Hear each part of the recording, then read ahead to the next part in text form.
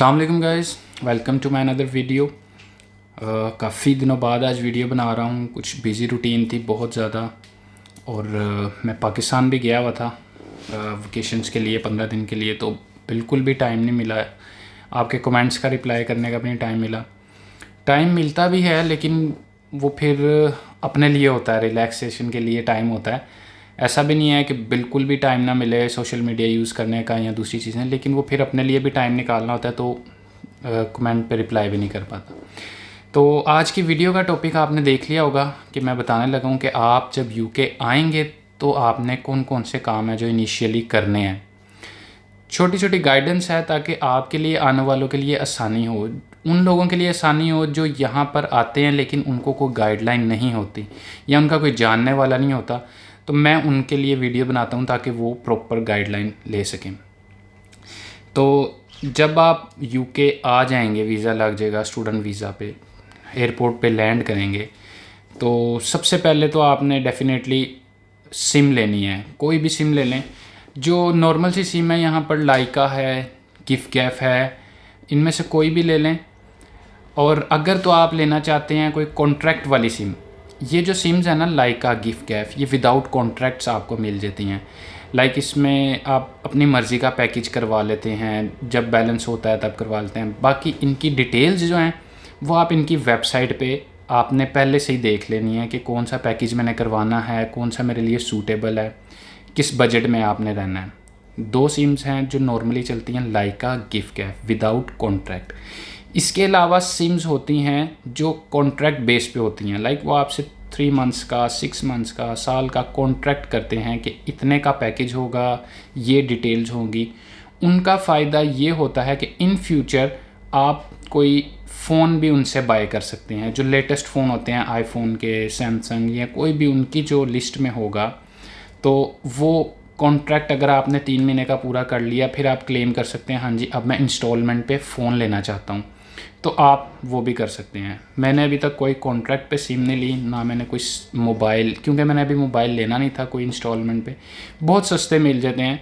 It's up to you. Students जो है ना बस ये चीज़ों को इकट्ठा करने में लगे होते हैं, अब असल पर्पस से जो है ना उनका वो हटे होते हैं थोड़ा सा। तो ये आप पे डिपेंड करता है अब आपने कौन सी सिम लेनी है। मैंने आपको डिटेल बता दी। सिम इसलिए सबसे पहले है ताकि आप पैकेज करवा लें, आपको ट्रैवलिंग में आसानी हो। पैकेज आप उनकी वेबसाइट से देख लें। उसके बाद आपने सबसे पहले बीआरपी कलेक्ट करना है। BRP means biometric residence permit. जब आपका वीज़ा लगेगा, वीज़े के पासपोर्ट में आपके साथ आपको एक पेपर भी मिलेगा। उस पेपर पे आपकी डिटेल्स मेंशन होंगी कि आपने जो बीआरपी है वो कहाँ से कलेक्ट करना है। अगर तो कुछ लोगों ने अपना परमानेंट एड्रेस दिया होता है, वो उनके एड्रेस पे डिलीवर होता है। मोस्ट ऑफ द टाइम आपको पोस्ट ऑफिस जाके खुद कलेक्ट करना पड़ता है। तो पोस्ट ऑफिस का जो आपको एड्रेस होगा वो उस पेपर पे मेंशन होगा। जब आपका वीज़ा लग के आएगा, पासपोर्ट के साथ वो पेपर आएगा कि आपने अपना बीआरपी कहाँ से कलेक्ट करना है। उसमें उस पोस्ट ऑफिस का पोस्ट कोड होगा। यहाँ पे पोस्ट कोड चलते हैं, हर एड्रेस का पोस्ट कोड चलता है। वो कुछ इस तरह हो सकता है FK103SD। हर एरिया का डिफरेंट होता है लेकिन फॉर्मेट इसी तरह होता है। F for the area post code, फिर आगे नंबर होते हैं, फिर एक और आगे बिल्डिंग का कोड होता है। तो इस तरह यहाँ पे पोस्ट कोड चलते हैं। आपने वो पोस्ट कोड गूगल पे डालना है और डायरेक्शन दे देनी है गूगल मैप पे। वो आपको प्रॉपर वे बता देंगे कि अगर आपने अपनी गाड़ी पे जाना है या पब्लिक ट्रांसपोर्ट पे जाना है। आप पब्लिक ट्रांसपोर्ट सेलेक्ट करेंगे तो आपके पास पूरा रूट आ जाएगा कि इतना आपने पैदल चल के इस बस स्टॉप पे जाना है, इतने नंबर बस इस टाइम पे यहाँ से चलेगी, फिर वहाँ से अगर ट्रेन पकड़नी है तो वो पूरा रूट आपके पास आ जाएगा। आपने बीआरपी इस तरह कलेक्ट कर लेना है, वहाँ जाके अपना पासपोर्ट लेके जाना है आपने, और वो लेटर की आई थिंक नहीं ज़रूरत होती, तो आप पासपोर्ट ले जाइएगा, शायद लेटर भी। तो इन फॉर सेफ पर्पस आप लेटर भी रख लेना। बीआरपी कलेक्शन के बाद आपने अपने जो छोटे मोटे डॉक्यूमेंटेशंस हैं वो पूरी करनी होती हैं। सबसे पहले आपने बैंक अकाउंट्स खुलवाने हैं। बैंक अकाउंट किसी भी हाई स्ट्रीट के बैंक में खुलवा सकते हैं आप, नो इश्यूज़। सब की सर्विसेज ऑलमोस्ट सेम है। कुछ बैंक्स के नाम मैं आपको बता देता हूँ। तो सबसे इजी जो है ना, स्कॉटलैंड में बैंक ऑफ स्कॉटलैंड है। इनका काफ़ी इजी प्रोसेस है, काफ़ी इजी इस सेंस में कि इनकी आपने ब्रांच में जाके अपॉइंटमेंट लेनी है। कभी कभी ऐसा भी होता है अपॉइंटमेंट की ज़रूरत नहीं होती, ऑन द स्पॉट आपको जो है ना वो अकोमोडेट कर देते हैं और आपका बैंक अकाउंट खोल देते हैं।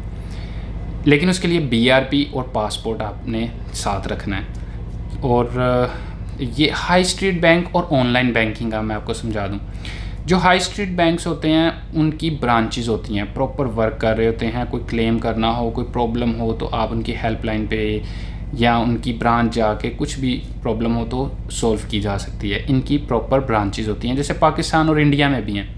इसके अलावा इनको हाई स्ट्रीट बैंक्स कहते हैं। और इसके अलावा हैं ऑनलाइन बैंकिंग। ये पाकिस्तान में भी जैसे जैज़ कैश है, इजी पैसा है, इस तरह के ऑनलाइन बैंक्स यहाँ पर भी हैं।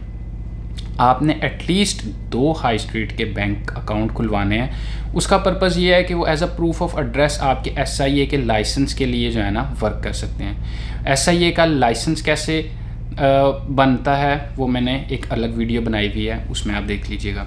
तो एटलीस्ट आपने 2 हाई स्ट्रीट बैंक्स के अकाउंट खुलवाने हैं और ऑनलाइन बैंकिंग भी आपने साथ पैरेलल लेके चलनी है।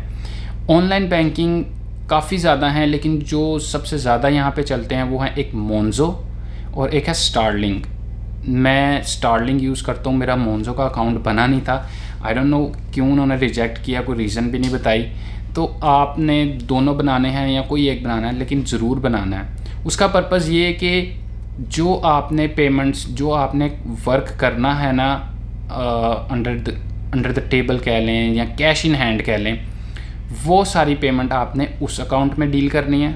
अगर ट्रांजैक्शन आपकी ज़्यादा होती है तो छोटी मोटी ट्रांजैक्शन का कोई इशू नहीं है। और जो पेमेंट आपने ऑनलाइन नेशनल इंश्योरेंस पे करनी है, जो 20 आवर्स ऑफिशियल शो करने हैं, वो आप हाई स्ट्रीट के एक कोई बैंक में अपनी पेमेंट्स लेते रहा करें। तो ये आपको मैंने बताया BRP collection, bank accounts high street के और ऑनलाइन बैंकिंग दोनों आपने लेके चलनी है। इसके बाद आपने करना है GP registration. GP means general physician. इसका पर्पज़ ये है कि अगर आपकी तबीयत ख़राब होती है तो यहाँ पर आपको अकोमोडेट नहीं किया जाएगा अनटिल आप रजिस्टर्ड हैं किसी जनरल फिजिशियन के साथ। और इसका मैं बहुत एक बुरा एक्सपीरियंस कर चुका हूँ, तो ये बहुत ज़रूरी है। हालांकि मैंने इसके बाद भी अभी तक नहीं की अपनी रजिस्ट्रेशन, मेरे फ्लैटमेट्स हैं उन्होंने कर ली हुई है। तो जनरल फिजिशियन आपने जहाँ पर आपकी रिहाइश है, किसी भी एरिया में आप रह रहे हैं, तो आपने वहाँ पर गूगल कर लेना है हाउ टू रजिस्टर GP या GP रजिस्ट्रेशन नियर मी। तो वो आपको एक वेबसाइट आ जाएगी, आपके एरिया के डॉक्टर्स की आ जाएगी जो जनरल फिजिशियन हैं, जो उनके क्लिनिक हैं। तो उनमें से जहाँ पर आपको फॉर्म फिल करना होगा, एक प्रोसीजर है, उससे आपने गुजरना होगा और आपने रजिस्टर्ड हो जाना है। जब आप रजिस्टर्ड होंगे और अल्लाह ना करे आपकी तबीयत ख़राब होती है, फिर आपने अपने जनरल फिजिशियन से अपॉइंटमेंट लेनी है। और यहाँ पर अपॉइंटमेंट के बगैर आपका कोई काम नहीं होगा। आप जितना मर्ज़ी बीमार हैं, मैं 2 दफ़ा ये बहुत बुरा एक्सपीरियंस मेरा हो चुका है, आपको वेट करना पड़ेगा। थोड़ा सा एक्सपीरियंस भी अपना शेयर करता हूँ ताकि आप उस प्रोसीजर से अल्लाह ना करे वैसे तो गुजरें। तो एक दफ़ा मेरी दाढ़ में बहुत ज़्यादा पेन थी, सारी रात मैं जागता रहा। लेकिन जब मैं कॉल कर रहा हूँ एमरजेंसी के लिए, क्योंकि यहाँ पे एमरजेंसी भी डील होते हैं जनरल फिजिशियन के अलावा, तो वो सारी डिटेल आपसे पहले पूरा इंटरव्यू लेंगे, कौन सी दाढ़ है, कहाँ दर्द हो रही है, कब से हो रही है, कोई मेडिसिन ली है कि नहीं ली, A to Z 15-20 मिनट लगा देते हैं, यही चीज़ें पूछते रहते हैं। फिर वो मुझे अपॉइंटमेंट मिली, सुबह 8 बजे कॉल की तो दोपहर 1 बजे की अपॉइंटमेंट मिली। अपॉइंटमेंट के टाइम गया तो डील किया, अच्छा डील किया था खैर, लेकिन अपॉइंटमेंट के बगैर कोई काम नहीं, डिले होती हैं, आपको पेशेंस रखना पड़ता है। उसके बाद मेरी जब तबीयत ख़राब हुई, काफ़ी बुखार था मुझे, तो वो मैं एक दूसरी है जब आपको बात बताऊंगा उसके साथ मैं मेंशन करता हूँ। GP रजिस्ट्रेशन बहुत ज़रूरी है, ये आपने करनी है। उसके बाद नेशनल इंश्योरेंस नंबर के लिए अप्लाई करना है। नेशनल इंश्योरेंस नंबर इसलिए यूज़ होता है कि अगर आप जहाँ पर 20 आवर्स ऑफिशियल काम कर रहे हैं, किसी भी वर्कर के पास, तो वो आपको जब भी पेमेंट करेगा तो वो नेशनल इंश्योरेंस के नंबर पे आपको पेमेंट करेगा, ताकि गवर्नमेंट के पास भी आपका रिकॉर्ड रहे कि यार यहाँ 20 आवर्स काम कर रहा है, इतना इसका टैक्स गया, ये इसकी पेमेंट आई, इसके अकाउंट में इतने पैसे आए। नेशनल इंश्योरेंस नंबर आपने अप्लाई करना है gov.uk वेबसाइट पे। इसके बाद आपने ड्राइविंग लाइसेंस के लिए अप्लाई करना है, बहुत ज़रूरी है, इसको आपने स्किप बिल्कुल भी नहीं करना। यहाँ पर यानी कि मिनी पासपोर्ट कंसिडर किया जाता है, एक बहुत स्ट्रॉन्ग डॉक्यूमेंटेशन है, और इसके बगैर आपका सर्वाइवल जो है ना इन फ्यूचर मुश्किल है। इंटरनेशनल लाइसेंस आप ले भी आएंगे तो 1 साल तक गाड़ी चला लेंगे उस पर, उसके बाद क्या करेंगे। तो इसकी तैयारी कैसे करनी है, इसको अप्लाई कैसे करना है, उसकी भी मैंने एक प्रॉपर वीडियो बनाई हुई है, आपने उस वीडियो को गो थ्रू करना है।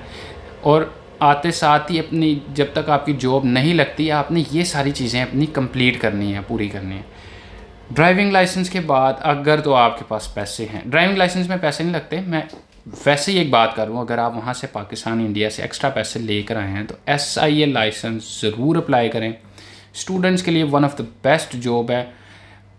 अगर आप इससे भी बेहतर जॉब कर रहे हैं, कुछ लकी स्टूडेंट्स होते हैं जो टेक अवे या रेस्टोरेंट में ही उनका बहुत अच्छा सर्कल चल रहा होता है कि उनको ज़रूरत नहीं पड़ती सिक्योरिटी वाली साइड पे आने की।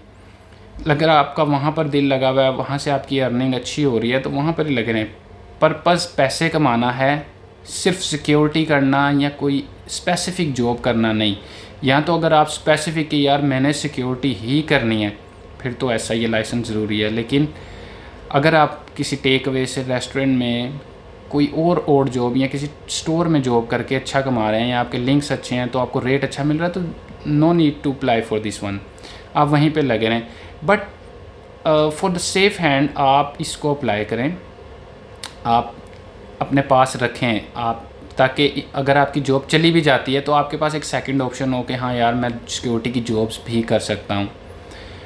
तो ये सारी थोड़ी सी डिटेल थी, ये आपने ये सारी चीज़ें UK आके ज़रूर करनी है। मैं इन सारी चीज़ों से गुज़र चुका हूँ, इसलिए आपको गाइड कर रहा हूँ क्या क्या चीज़ें ज़रूरी हैं, क्या क्या नहीं, क्या चीज़ें आते साथ ही आपने करनी है। उम्मीद करता हूँ वीडियो आपको पसंद आई होगी, और शायद अब थोड़ा सा फ़्लो बनता रहे, मैं वीडियोस थोड़ी कंटिन्यू करना चाह रहा हूँ, थोड़ा सा टाइम इन चीज़ों के लिए भी बना रहा हूँ। तो आपको अगर कोई टॉपिक ख़ास जिसमें गाइडेंस चाहिए हो, कमेंट सेक्शन में बताइएगा, ताकि मैं उस पर भी एक डिटेल्ड वीडियो बना सकूं, अपना एक्सपीरियंस आपके साथ शेयर कर सकूं। अब तो 1 साल हो गया है, मेरी डिग्री भी कंप्लीट हो गई है, सारी चीज़ें आहिस्ता आहिस्ता तरतीब में आती जा रही हैं।